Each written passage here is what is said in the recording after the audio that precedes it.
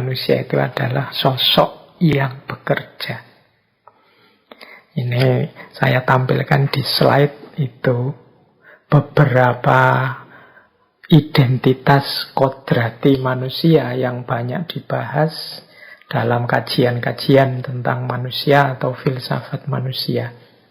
Dalam cermatan saya itu bisa dikategori dalam 4 klaster fitrahnya manusia itu. Yang pertama adalah manusia itu adalah makhluk yang rasional, animal rasional. Kadang-kadang disebut sebagai makhluk yang intelek, punya intelijensi. Tidak persis sama dengan makhluk-makhluk yang lain. Ini anugerah luar biasa dari Allah pada manusia. Itu identitas pertama ini, makhluk yang intelek.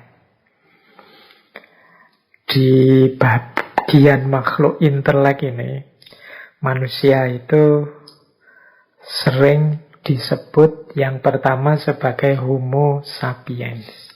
Istilah homo ini teman-teman semoga tidak salah arti ya. Homo ini dari bahasa Latin yang artinya sebenarnya manusia.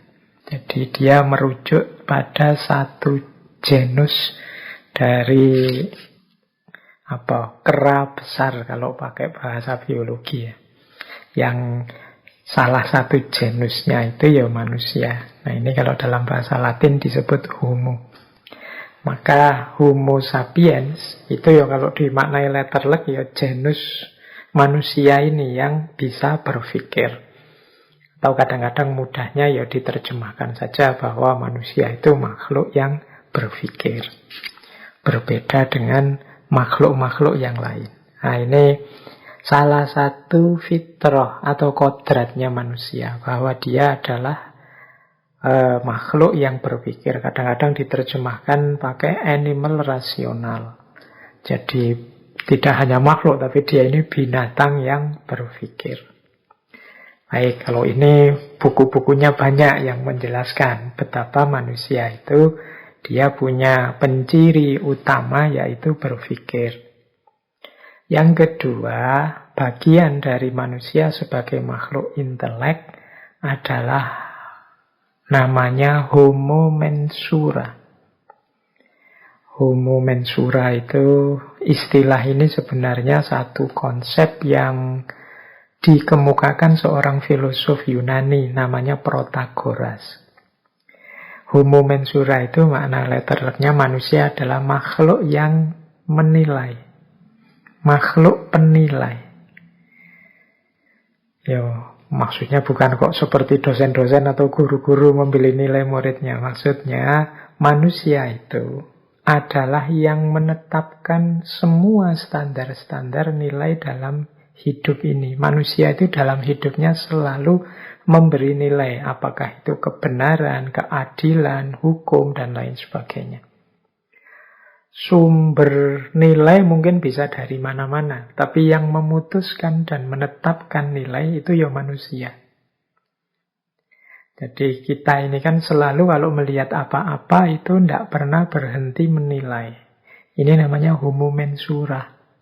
Oh, itu baik. Kalau ini tidak masuk akal. Oh, kalau yang itu ya masuk akal sih, tapi tidak pantas begitu itu. Itu namanya menilai. Kita tiap hari kan dalam hidup ini serba menilai.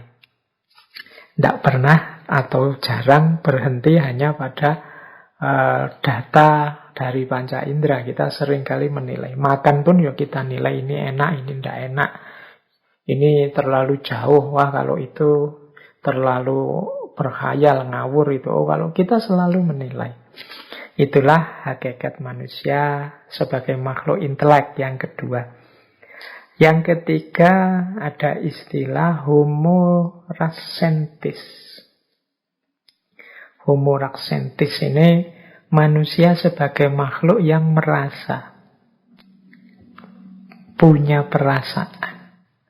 Jadi di antara khasnya manusia itu dia punya kepekaan rasa.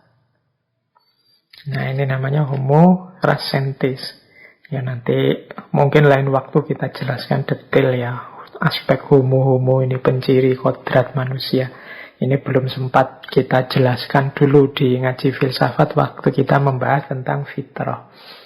Karena waktu kita membahas tentang fitrah lebih fokus pada perspektif agama, perspektif Islam. Nah, kemudian ada juga homo volens. Homo volens ini manusia itu makhluk yang berkeinginan. Jadi manusia itu tidak pernah puas di satu titik. Dia ingin yang baru. Menciptakan lagi, berkeinginan lagi. Itu manusia sebagai homo volens. Kemudian manusia sebagai homo educandum. Homo educandum itu manusia itu makhluk yang dapat dididik. Seperti apa karakter seseorang, seperti apa kepribadian, sosok, keterampilan, dan lain sebagainya. Itu bisa ditanamkan pada manusia dan bisa sukses karena manusia itu punya karakter bisa dididik. Kita itu bisa dilatih apa saja sesuai ideal-ideal atau cita-cita yang kita inginkan. Kita ingin menjadi orang ini atau menjadi orang seperti itu atau membentuk karakter kita begini atau begitu, itu pasti bisa asal kita terbuka untuk dilatih, untuk melatih diri atau untuk dididik. Karena memang pencirinya manusia itu homo educandum. Tidak ada manusia yang paket jadi. Jadi manusia itu perlu disosialisasikan, dididik, dibentuk, dan lain sebagainya. Nah, ini bagian dari manusia yang sebagai makhluk yang berpikir.